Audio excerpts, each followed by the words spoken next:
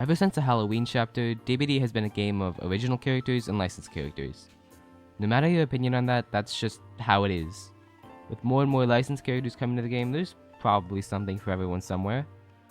And with licenses comes the discussion of possibilities for the future, like properties that could come to DBD and what characters from those properties should follow. Yet even with 20 total licensed chapters, the DBD community still doesn't know how the fuck they work. That's what I want to talk about in this video. The average DBD fan's inability to understand how characters get added and why they get added. This has been a topic that pisses me off every single time I see some bullshit discussion over characters that could or could not be in the game. There are 3 layers to this insanity, all founded on lack of critical thinking skills. The discussion that, oh, X license doesn't belong in Dead by Daylight because, oh, it isn't horror. There's also the, oh, what characters should be added from this license, as if it's not already obvious, and what license itself should be added. I'm going to tackle each individually in order of how much they boil my blood.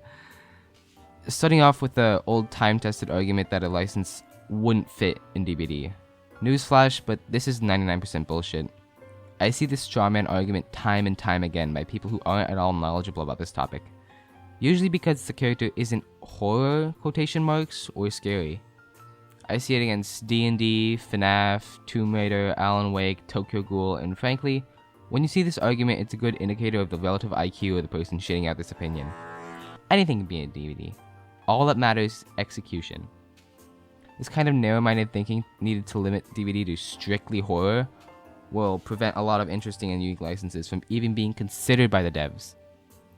Properties that don't fall within the purview of traditional horror like Bioshock, Death Note, or Doctor Who definitely all fit into Dead by Daylight. But all it takes is one idiot who's only ever seen the first Nightmare on Elm Street movie to start complaining about how DBD is straying away from its horror roots, quotation marks, to get the ball rolling on a hate train for a particular license that Sable Mains on Twitter will go up in arms about. Also, if you notice, it's always the ones who don't participate in a particular media that go against it. It seems kind of obvious, but like, in order to say definitively what belongs in DBD or not, you should have some sort of surface level knowledge about what fucking is.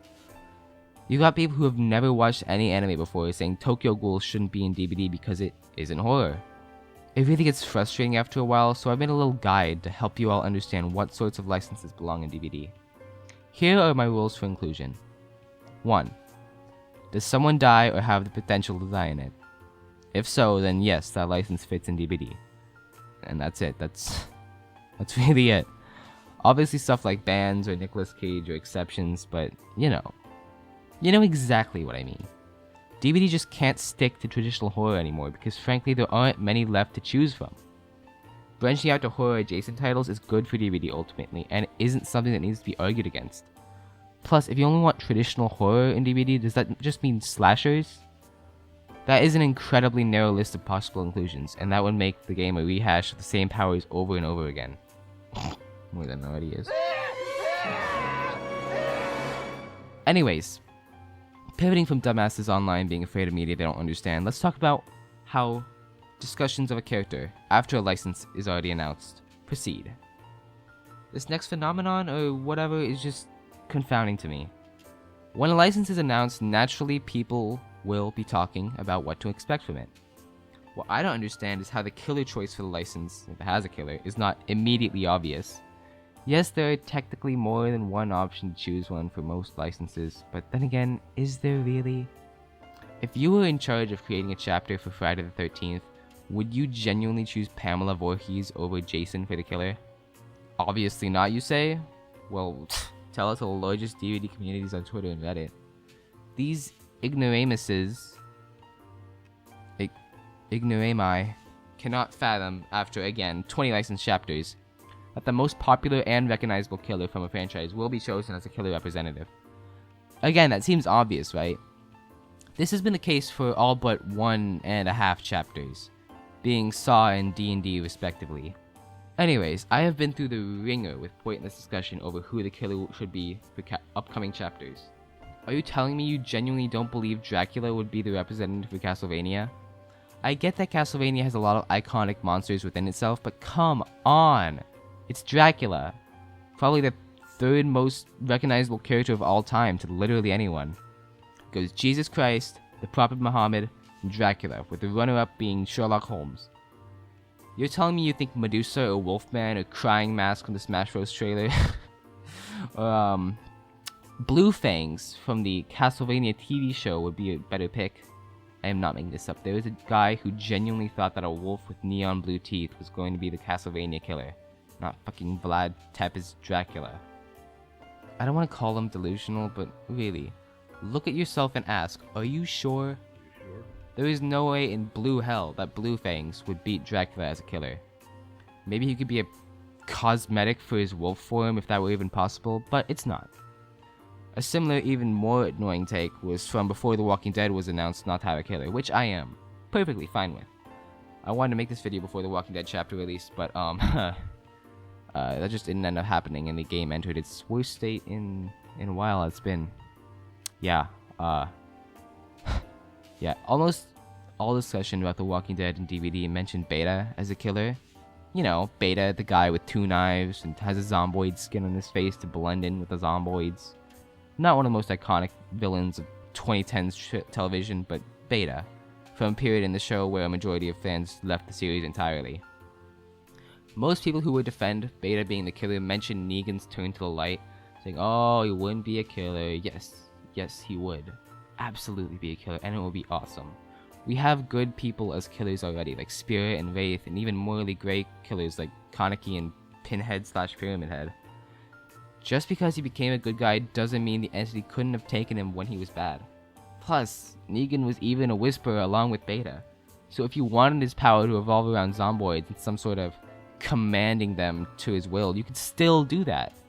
I'm picturing like a gradual zomboid apocalypse developing the trial, with singular zomboids being useless on their own, but with some noise-making technique like whistling or monologuing, you could group them up and like control your own little hordes, while survivors find special items like rocks or glass shards to fight back. That would be awesome, but only if it was like with a character that most people recognize as ruthless, cunning, and above all else, popular. And don't get me started saying I don't understand The Walking Dead, because I did. I read the comics. I had the entire collection in 3 big-ass books. I understand The Walking Dead better than you, and I say Beta would be a beta cock killer choice. Wow, I can't believe I wrote that into the script. Anyways, moving on to the final point, cementing the DBD fandom as one of the dumbest in recent history, it's new chapter discussion. Once the roadmap for a year drops, all sorts of folks get to experimenting with licenses that fit the release schedule or just general vibe. And over 80% of them are talking out their ass completely. These people do not know that behavior actually wants to make money. Remember when I said earlier that basically anything was fair game when it comes to licenses that can be added? Well, there are some exceptions that you just need to use the tiniest amount of common sense to weed out. For instance, do I really need to explain why Murder Drones has a 0% chance of coming to DBD in any capacity? Yes, it is horror, and yes, there is potential for an interesting power in skins, but if you use your critical thinking skills for more than 3 seconds, I think you can understand why it will never come. And even then, I don't care how much it would fit. It's simply a license that wouldn't sell well at all. Plus, with how many big licenses are still left to add, getting to these more niche licenses will take a long time. And it's okay to like come up with concepts for this niche licenses, but what I don't understand is when people genuinely believe their favorite blowbow from an indie game that 2 people played is absolutely coming to the game. Specific examples I see are Poppy Playtime, can't believe people genuinely want this, analog horror franchises, Sonic EXE, Happy Death Day, and pretty much anything that isn't widespread enough to become a franchise. Again, if you want these in the game, all the power to you, but you've got to understand that they are never going to be here. Whether it be lack of demand, insane licensing issues, or being simply not worth it to create. This also applies to the opposite end of the spectrum though, incredibly popular licenses that are barred from entry for any number of reasons. Star Wars and Jurassic Park are examples of this for other people, but I support their inclusion. Stuff like Jujutsu Kaisen though, not so much. While something being niche enough is reason enough not to include it, something being popular and having horror elements does not mean there's demand for it in the game. However, the most egregious example is Mthreegan. Yes, I pronounced it like that on purpose. Don't worry about it. I don't like this movie. I see it come up in discussions for modern horror representation. Shit. representation along with the Babadook and Art the Clown. And I'm like, did we watch the same movie? Either I have severe brain damage or I got transported to an alternate dimension where the movie is awful and then got turned back to this reality where somehow it's great. I don't understand why so many people want Mthreegan in the game. To the point where they're convinced that she's going to be a chapter complete with a map and survivors. Are you sure about her chances? Are you sure? We have one modern horror killer, being Demogorgon. Alright. I guess School and Springtrap too, but they're in like a funky limbo and I'm not sure about. Anyways, having Mthreegan be a second modern movie killer rep next to Demogorgon just doesn't feel right at all. Stranger Things absolutely deserved a spot with how popular season 1 was, and to equate that success to a bargain bin Blumhouse movie, I can't really say anymore without recycling points that I've already made, but Mthreegan just does not belong in the game at all. Yes, she is horror, but I can name 50 more chapters that would be a better inclusion than her. Behavior chooses popular and profitable licenses for chapters, not Chucky ripoffs with engineered relative success among the other all... Shit. Fuck. I'm doing this one take, can you tell? Among all the A24 slow burn horror slop. Anyways, that's it for this video. I just wanted to talk about how much the DBD community confuses me.